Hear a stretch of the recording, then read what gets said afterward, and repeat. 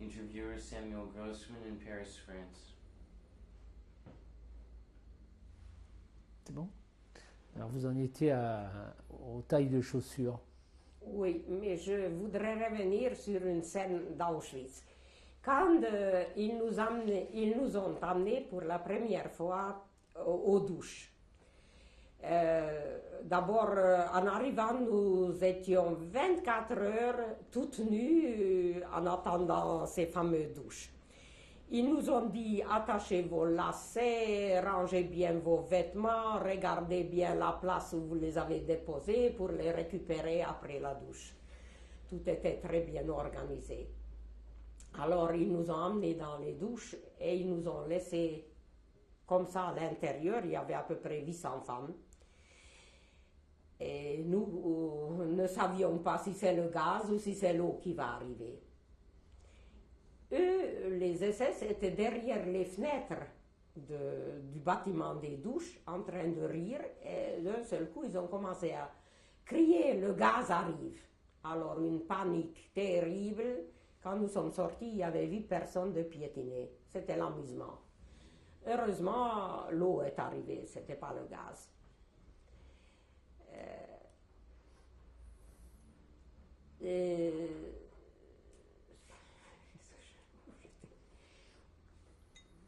Bon, après la libération, nous avons entendu les atrocités qui se passent en Europe centrale, surtout en Hongrie, qu'on viole les filles, que les soldats russes font des choses atroces. Alors ma mère, elle a dit, on va attendre pour savoir qu'est-ce qu'on fait.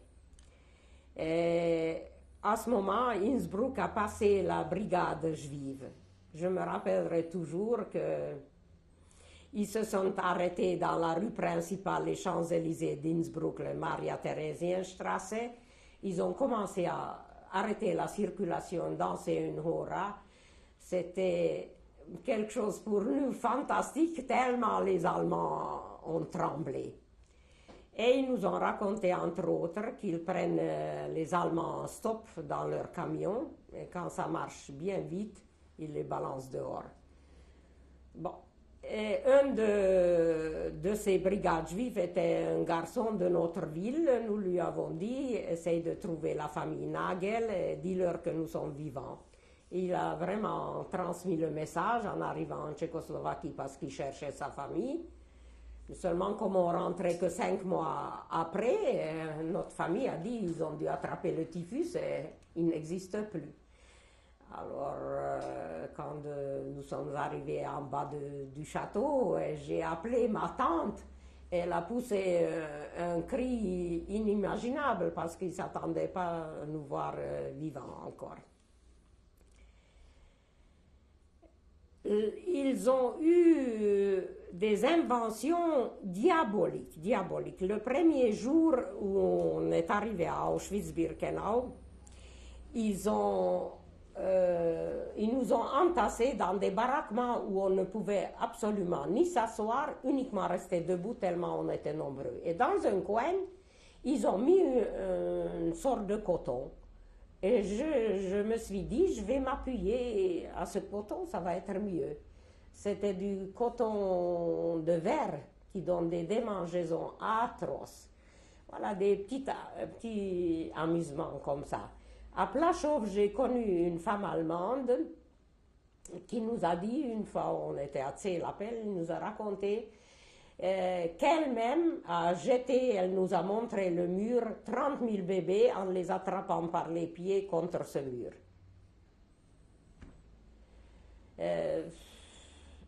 Quand nous sommes arrivés à Auschwitz, il y avait des juives polonaises qui nous ont dit qu'il y a des crématoires, regardez la fumée, tout ça. Et au début, quand même, on voulait croire, mais pas à ce point.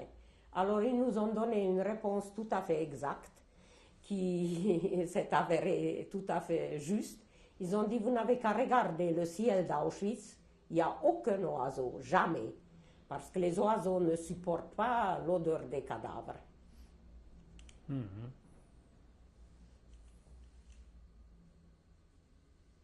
Donc vous êtes retourné dans votre ville Et vous avez retrouvé votre maison? Dans le village, nous avons retrouvé le château. Et mon oncle a commencé à redémarrer dans la propriété avant que les Russes arrivent. Nous nous sommes mariés là-bas avec mon mari qui était aumônier dans l'armée française du général Bétouard. Et c'était un des premiers mariages juifs en Tchécoslovaquie. Quand nous sommes retournés à Innsbruck, où mon mari était lieutenant de l'armée, il a demandé un laissez-passer pour moi, en tant que Française. Alors, on lui a dit, mais quelle preuve vous avez que vous êtes mariée? Alors, il a sorti la ketouba, le mariage religieux. Alors, le commandant lui a dit, mais il faut un traducteur. Alors, il dit, le traducteur, c'est moi. Bon, on s'est mariés, on nous a fait pas mal de difficultés. On s'est mariés quand j'étais déjà enceinte de 5 mois, sous la rigolade des autres déportés à la mairie d'Innsbruck civilement, et je suis devenue française. Et mon mari était démobilisé, on est rentré en Algérie, il voulait voir ses parents. Et nous sommes, comme son commandant, il était le rabbin Zaoui, qui était le commandant des aumôniers. Il lui a proposé d'être un mi-chemin entre la Tchécoslovaquie où ma mère est restée et l'Algérie, c'est-à-dire en France. Mon mari, avant d'être rabbin, il était instituteur en Algérie, alors il lui a proposé de diriger les homes de Lausée. Et on nous a fait visiter pas mal de homes de toutes sortes, et on lui a demandé quel genre de home il veut. Évidemment, celui qui nous a plu le plus, c'était le home de Samuel à Lyon, qui est la sœur du professeur Neher. Et ils lui ont demandé qu'est-ce que vous voulez. Il a dit tous les enfants difficiles, vous me les envoyez. Et à partir de septembre, il a dirigé le home de Limoges. Alors là, je peux vous raconter, c'était des enfants de déportés ou des cas sociaux, quelques cas sociaux, où il y avait même des enfants de collaborateurs juifs qui étaient en prison. Et jusqu'à maintenant, nous avons des rapports avec ces enfants, soit d'Australie, d'Amérique et d'Israël. Et récemment, mon fils a marié un de ses élèves du Technion, dont la mère était dans le home de Limoges avec nous, et qu'il a bercé à l'époque parce qu'il était tout petit bébé. Et quand le home a fermé, elle a tellement pleuré qu'elle ne voulait pas nous quitter, que la direction de Lausée a permis qu'elle reste 3 mois avec nous avant de la mettre dans un autre home. Alors quand il a marié son fils, il a dit « Je marie le fils de celle qui m'a bercé quand j'étais tout petit ». Et il y a des histoires extraordinaires à raconter de ces enfants. Par exemple, nous avions 3 enfants d'une femme qui a perdu la raison parce qu'elle pensait que ses enfants étaient déportés. Or, les enfants étaient cachés quelque part. La direction de Lausée a écrit une fois à mon mari, écoutez, essayez d'amener les enfants à l'hôpital psychiatrique d'Agen. Madame Furman est là-bas. Peut-être elle va les reconnaître, elle va retrouver ses esprits. Les enfants ne savaient pas que leur mère est vivante. Et il les a ramenés, malheureusement ça n'a rien donné, ça a plutôt choqué les enfants, et voilà, il y avait des choses comme ça. Récemment, je passe Faubourg Montmartre, il y a quelqu'un qui m'appelle, Madame Zini. Je dis, excusez-moi, déjà je ne suis pas physionomiste, qui êtes-vous? Il me dit, je suis Adolphe. Je dis, Adolphe, ça ne me dit pas grand-chose, peut-être c'était un militaire qu'on a reçu en Algérie. Je sais pas. Il me dit Adolphe de Limoges. Alors je me suis rappelé son histoire. Au début, quand mon mari est arrivé, il a dit ce home doit être une famille. Les grands doivent s'asseoir avec les petits et ça doit se passer entièrement chez nous comme dans une famille. C'était le premier vendredi soir. Les grands garçons qu'on avait, entre 18 et 20 ans, se sont mis à fumer dans la porte. Ils ont refusé de s'asseoir avec les petits. Mon mari a dit, vous vous asseyez pas, tant pis, nous on mange. Alors il y avait des protestations de ce genre. Et ensuite, tout s'est mis en ordre. C'était un homme qui marchait à merveille. Jusqu'aujourd'hui, il y a récemment une des filles qui est venue d'Australie nous voir, qui est restée 2 jours chez nous, qui se sont très très bien adaptés. Cet Adolphe-là, qui avait 18 ans, il travaillait comme serveur dans un café à l'époque.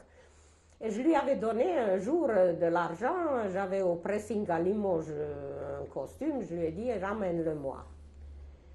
Je suis dans ma chambre et je vois que des trombes d'eau tombent du plafond. Alors je dis mais qu'est-ce qui se passe? Je monte en courant, je trouve mon mari qui est en train d'arroser Adolphe avec des seaux d'eau. Je dis mais qu'est-ce qui se passe? Tu as perdu la raison? Il me dit non. Il est tellement ivre, il a dépensé ton argent pour boire, qu'il est presque delirium tremens, il faut que je le réveille. Et voilà, c'est ce Adolphe qui m'a rappelé récemment dans il a un magasin de disques dans Faubourg Montmartre. Et vous avez été dans d'autres homes après? Oui, après à Ménil-le-Roi. Et ensuite, à Bruxelles, à Oderghem, qui était une association pareille, aide aux Israélites victimes de la guerre. C'était des enfants déportés en général? Également, nous avions même un enfant qui n'avait pas de nom. On l'a sorti d'un couvent, personne ne savait, on lui a donné un nom. Et je pourrais vous montrer des images de là. Et voilà, on a fait passer sa photo dans les journaux américains, un peu partout. Personne s'est présenté. Évidemment, c'est très difficile de reconnaître un enfant qui avait à l'époque 2 ou 3 ans. Donc, et votre mère a vécu avec vous? Non, ma mère est retournée en Tchécoslovaquie. Ah, il faut que je vous raconte une histoire d'après-guerre. J'étais avec ma mère dans un restaurant hongrois à Innsbruck et j'avais dans ma main 2 assiettes de crêpes. Et j'ai rencontré le chef fasciste de Hongrie, qui était le bras droit de Szálasi. J'ai fait tomber les 2 assiettes et j'ai couru là-bas. Et ma mère l'a reconnu également. Docteur Vlček, François, je le connaissais bien puisqu'il était avocat dans la même ville, il était un collègue de mon père. Et il a commencé à trembler et ma mère lui a dit, je vous dénonce à l'autorité américaine. Il lui a dit, écoutez madame, je vais vous proposer un marché. Je sais dans quel lac sont enterrés les 45 caisses des bijoux des Juifs hongrois. Je vais vous les donner, ne me dénoncez pas. Ma mère a commencé à réfléchir, où est-ce qu'on peut les déposer? On a dit, on va essayer, peut-être ça vaut le coup. Elle a dit, l'État d'Israël n'existait pas, en Hongrie, il y avait les Russes, on ne peut pas, il faut ramasser les Juifs hongrois, comment faire? Je vais les déposer au Vatican. Elle a demandé une entrevue avec Pie XII. Il l'a reçu, il lui a demandé est-ce que provisoirement on peut déposer les 45 caisses des trésors des Juifs hongrois chez vous en attendant qu'on sache ce que la situation va devenir. Tout était arrangé. Ma mère revient à Innsbruck, recontacte le bonhomme. Il s'avère que des officiers américains, ils ont repêché les 45 caisses, ils ont parti avec le bonhomme en Amérique. Et qu'est-ce qu'il est devenu le bonhomme? Il était conseiller pour les affaires de l'Europe centrale au Pentagone. Voilà. Donc votre mère est restée en Hongrie jusque quand? En Tchécoslovaquie. Ah, en Tchécoslovaquie. Oui, c'était de nouveau la Tchécoslovaquie, jusqu'au printemps de Prague, jusqu'à 68.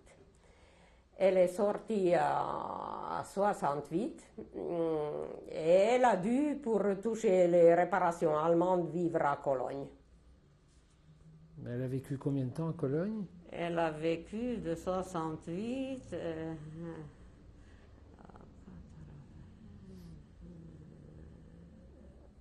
89, 68 à 89 à Cologne. Ça fait 21 ans. Oui. Et elle est venue en France après? Non, elle avait un appartement à Cannes, que j'ai d'ailleurs. Je voudrais bien louer. Et quand elle est tombée, elle s'est cassé le fémur. J'avais peur d'ailleurs, elle a perdu la tête à ce moment-là. Je l'ai amenée à Jérusalem dans un home de vieillards où elle est décédée. Et encore un miracle, vous savez, les gens âgés, normalement, ils ne parlent que leur langue maternelle quand ils deviennent un peu séniles. Et quand je l'ai amenée, elle est descendue de l'avion, l'ambulance l'attendait, et tous ses petits-enfants, elle leur a parlé pendant tout un après-midi en français parfait. Elle était une fumeuse invétérée. Elle fumait 50 cigarettes par jour, depuis toujours. Et à Auschwitz, elle était capable de donner sa tranche de pain pour une cigarette, pour vous dire.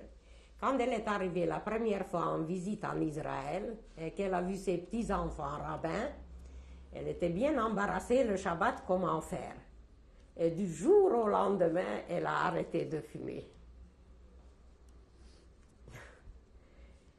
C'est bien. Oui. Je suis fière d'une seule chose, que quand j'ai volé, j'ai toujours fait profiter les autres copines aussi. Par exemple, j'étais toujours volontaire pour aller chercher le café le matin à Auschwitz. Alors c'était dans les grands bidons, c'était pas du café, c'était un peu chicoré, mais c'était chaud, c'était une eau chaude qui faisait du bien. Alors je leur disais à telle et telle heure, je passe, alors ils étaient là-bas avec leur boîte de conserve, à en prendre un peu. Je suis arrivée avec un bidon à moitié vide déjà. Et, par exemple, la première journée à Auschwitz, je connaissais les gens puisqu'ils étaient de la même ville. Alors dans le rang, je me suis mis derrière celle que je savais qu'elle était en bonne santé. Alors passer la boîte de conserve rouillée, le premier jour, je ne touchais pas à ça, passait pour 15 ou 20 personnes la même boîte. Et après, évidemment, on ne regardait plus derrière qui on est arrivé même à tenir debout les morts pour qu'on les compte dans la ration.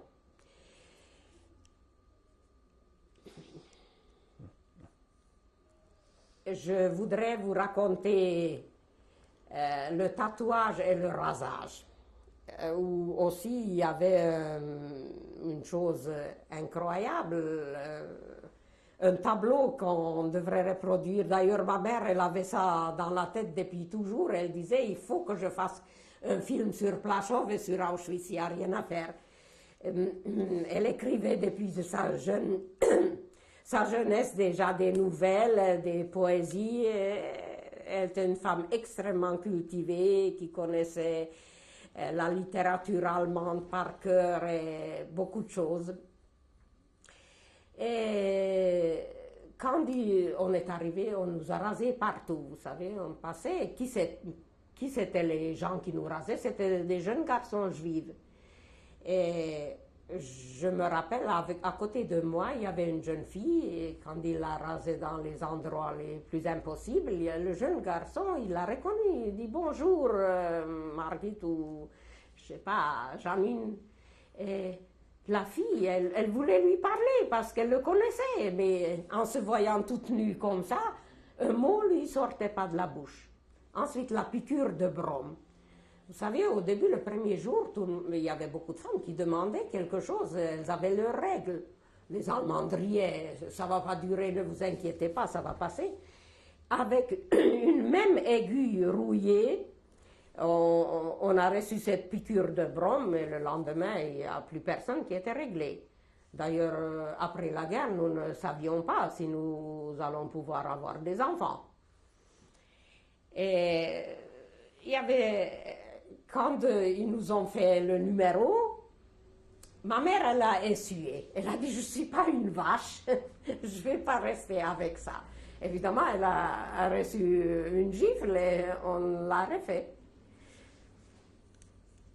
Mais pour moi, c'était plutôt déjà une assurance. D'ailleurs, quand ils nous ont rasé la tête en rentrant, ma mère était déjà contente et nous avons su après qu'ils ont choisi les plus belles filles à qui ils ont tatoué là au front pour des soldats allemands et ils les ont envoyés dans les bordels.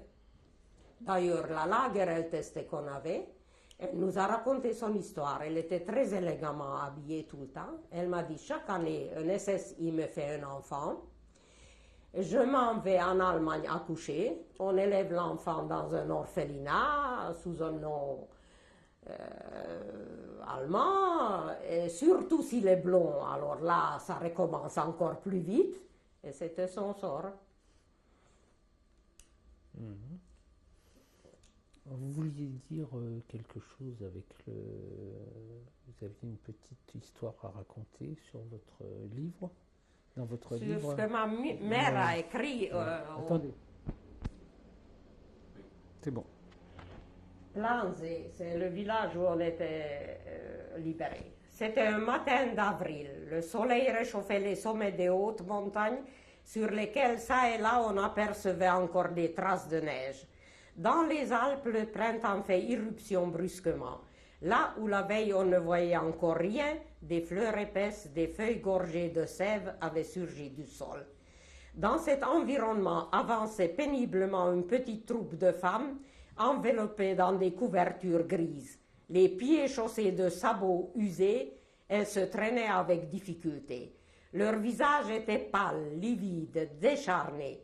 C'était une procession d'êtres infiniment torturés qui essayaient d'avancer malgré leur épuisement. Cherchant un but à notre errance, nous observions les alentours. Le bruit d'un canon au loin nous fit tressaillir, puis il se tut et nous aperçûmes un grand bâtiment pavoisé aux couleurs des Alliés. Ces drapeaux représentaient pour nous la liberté tant espérée et depuis si longtemps. Notre apathie se transforma en une joie immense et cette joie éclata en dépit de tant de maux, de plaies, malgré les pieds purulents et la faim indescriptible. Ce que nous voyions, c'était un chalet de montagne dont la cour entourée de fils de fer barbelés était pleine de tanks. Il commençait à pleuvoir et nous tirâmes nos couvertures sur nos têtes rasées. Nous apercevant des Noirs américaines se méprenant sur notre démarche, s'apprêtèrent à pointer sur nous les canons. « Prends un chiffon blanc et fais-leur signe, dis-je à l'une des squelettes qui m'entourait. » Les soldats comprirent le sens de ce drapeau blanc et s'approchèrent de l'entrée. Bientôt les habitants de l'hôtel apparurent à leur tour, des généraux et des ministres français, pour la plupart au nombre de 150 environ. Ils avaient été internés ici pendant la guerre. Un abbé français dont le rôle avait été évidemment de s'occuper de leur âme alla vers nous et nous accueillit avec une délicatesse, une bienveillance rare. Les généraux et les ministres nous prirent sous leur tutelle. Nous, 30 juifs squelettiques sales et en haillons, pas du tout le genre de dames que ces messieurs haut placés avaient l'habitude de fréquenter. L'un des militaires devait même déclarer « J'ai fait 2 guerres mondiales, mais je n'ai jamais rencontré une telle misère humaine. » Malgré l'effroi que leur inspirait notre vue, ils nous témoignèrent une grande sollicitude, ce qui traduisait les sentiments d'humanité et de courtoisie enracinés depuis des siècles dans leur peuple. Ils nous procurèrent des lits, nous apportèrent à manger, nous fournir des brosses à dents, des bas, du savon et de la poudre, toutes ces choses du monde civilisé dont nous avions été privés depuis si longtemps. Logés dans des chambres chauffées, bien nourris, nous commencions à nous remettre. L'hôtel à Planzé constituait une véritable villégiature et pour nous une sorte de paradis. J'allais souvent me promener. Un jour, je passais devant un dépôt où les SS avaient accumulé diverses sortes de marchandises réservées à la race des seigneurs. Un ministre français se tenait devant la porte, un grand balai à la main. Il avait une barbe poivre et sel et me faisait penser à un Neptune abandonné par ses poissons. Je me pris à réfléchir devant ce tableau insolite. Un ministre avec un balai, juste même un sentiment d'envie à l'égard d'une vieille démocratie qui avait permis qu'un tel phénomène fût possible. Et l'image devenant symbole, je pensais à nos ministres d'Europe centrale qui, s'ils avaient été plus convaincus de la nécessité d'un coup de balai, auraient pu changer peut-être le cours de l'histoire. Je restais figé sur place à dévisager ce vieil homme élégant avec admiration. Mais un doute ne cessant de me ronger, je demandai à un ancien déporté yougoslave qui se trouvait là comment il expliquait la chose. Les Serbes ayant la réputation d'être gens de bon sens. C'est tout simple, me répondit-il. Le ministre balaye les dents en or de nos déportés que les SS ont accumulés, nos dents d'Europe centrale, ce qu'il n'a d'ailleurs nullement le droit de faire. Voulant en savoir plus sur ce réalisme démocratique, je pus voir le lendemain Monsieur le ministre s'envoler avec ses bagages remplis d'or. C'est paru maintenant dans un journal de fraternité d'Abraham. Et à ce sujet, je voudrais raconter une autre histoire qui montre aussi l'absurdité des questions que les gens nous posaient. Ma mère, au moment où elle était à Rome chez le pape, habitait chez un général hongrois qui était jadis le propriétaire des terres que mon grand-père louait. Et il l'a reçu très gentiment, il connaissait la famille, il lui a préparé une chambre, il était très poli. Et quelle était sa question? Il a demandé à ma mère, est-ce que les platanes existent toujours au château? Il n'a pas demandé qui c'est qui a survécu, et qu'est-ce qui s'est passé avec les gens, il a demandé les platanes. C'était important pour lui. Oui. Et est-ce que vous voulez parler de gens qui vous ont aidé pendant la guerre? Ah, là j'avais une grande envie, malheureusement je ne l'ai pas réalisée. Au moment en France, on collectait pour la Pologne affamée avant Valéza.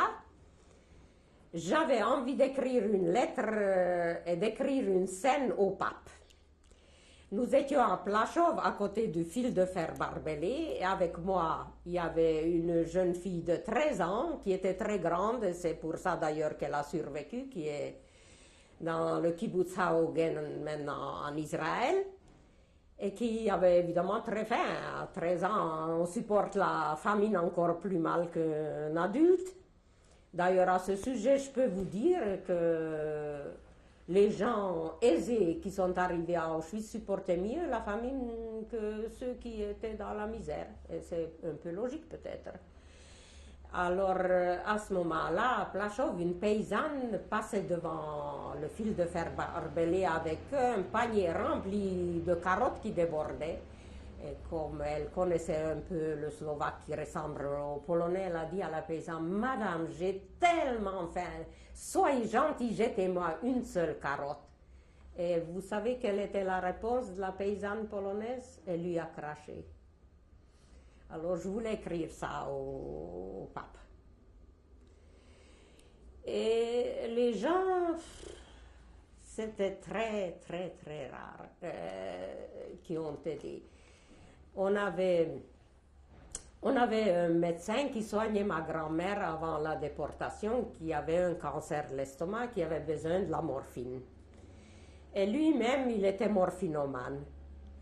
Alors, il prescrivait, il en prenait une bonne partie pour lui.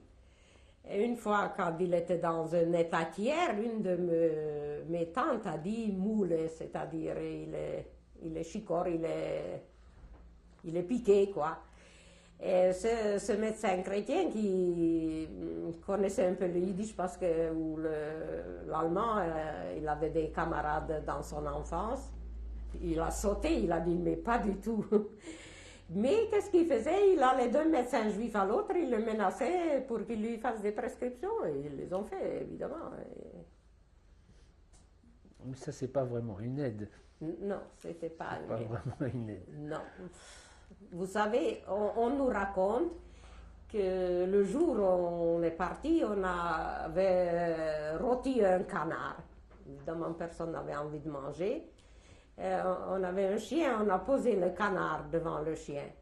Et les gens du village nous racontaient que le chien est resté hurler à côté du canard qu'il n'a pas touché toute la nuit.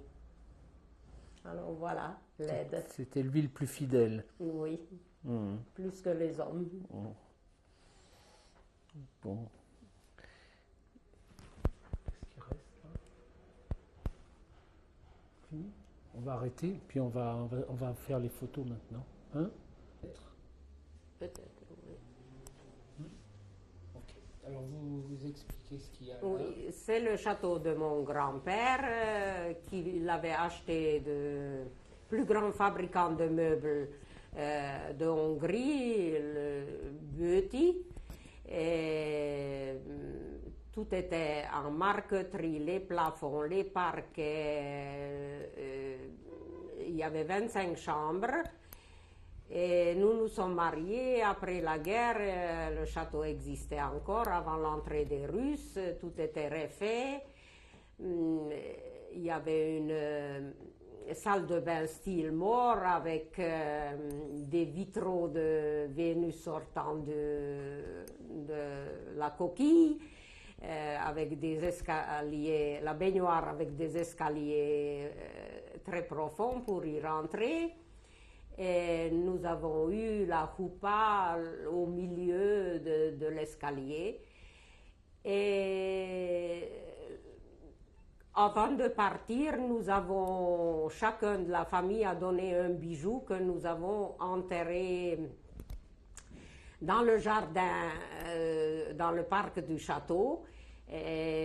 Quelqu'un s'est photographié avec une chaise longue à l'endroit et évidemment, après la guerre, nous avons retrouvé ces bijoux, chacun avait un morceau. Par contre, mon oncle a pris des brillants, il a mis dans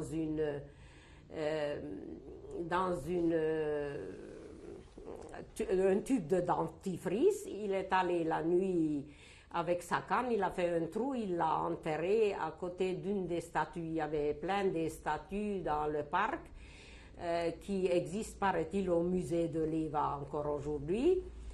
Et après la guerre, nous avons fait venir un radiesthésiste, mais ça, nous n'avons jamais pu retrouver. C'est la bibliothèque du château. Avec la marqueterie même au plafond. Et je voulais vous raconter, ça appartenait à mon grand-père Wertheimer, qui était un lointain descendant de Samson Wertheimer, le banquier de Marie-Thérèse, qui n'a pas vécu jusqu'à la déportation, mais au début des persécutions, a écrit à Thomas Mann en Amérique et a écrit au fameux cardinal Mindszenty, contre les persécutions des Juifs. Et il était un homme très instruit et pour vous dire qu'il a appris dans cette bibliothèque le français de la façon suivante, il a appris 5 pages de Larousse par cœur par jour. C'est mon père qui était avocat, célèbre criminologue, mais il n'aimait pas ce métier, il s'est beaucoup plus occupé de politique. Il était d'abord grand socialiste avec le comte Caro, il était un des préfets des deux plus importants départements hongrois. Ensuite, il était chef du parti socialiste du président Benes, de la section hongroise. Je pourrais raconter des histoires incroyables. Son premier procès, c'était un aristocrate hongrois qui était kleptomane et qu'il a réussi à faire relâcher au procès et qui le lendemain est arrivé chez lui avec un magnifique vase. Mais par malheur pour lui, mon père a connu l'endroit où se trouvait ce vase et il lui a dit de le ramener immédiatement chez le comte Andrassy, où il l'a révolé. Ensuite, il a dû se réfugier en Slovaquie et pendant 2 mois, nous n'avions aucune nouvelle de lui. D'abord, il a attendu la décision de Munich et quand il a su que nous sommes devenus hongrois, il a pris une petite valise, il a mis un costume dedans, il est parti. On lui a dit « Où est-ce que tu vas ?» Je dis « Je ne sais pas ». Pendant 2 mois, nous n'avions pas de nouvelles de lui. Alors nous avons dit à on avait un cocher farouche communiste qu'il aimait beaucoup, d'ailleurs tous ses employés. Il a dit « Je vais aller chercher le docteur ». Alors on lui a dit